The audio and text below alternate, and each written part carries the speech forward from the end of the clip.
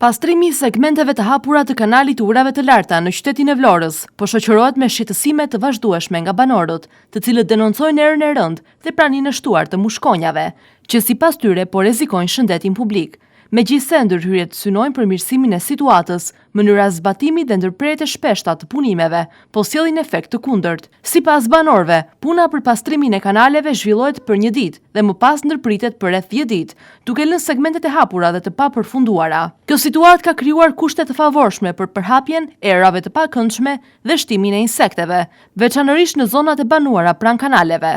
Punimet të cilat kishin nisur disa muaj më parë për pastrimin e kanalit të urave të larta dhe të gëzimeve të tij, fillimisht u përqendruan nga lagja 15 tetori deri në lagjen Kushtrimi.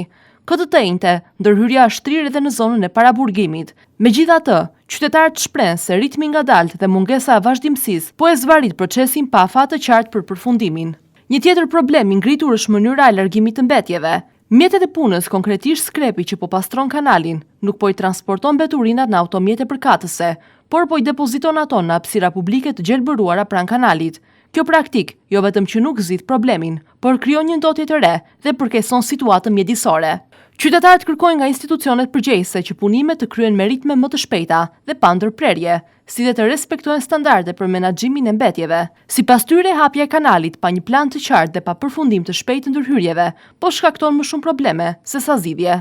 Ata theksojnë se nëse situata do të vazhdojë në këtë mënyrë, do të ishte më mirë që ndërhyrjet të mos ishin nisur fare, sesa të lihej kanali hapur për periudha të gjata, duke u kthyer në burim ndotje dhe rreziku për shëndetin publik. Në këto kushte, banorët shpresojnë që zëri i tyre të dëgjohet dhe situata të marrë një zgjidhje sa më të shpejtë.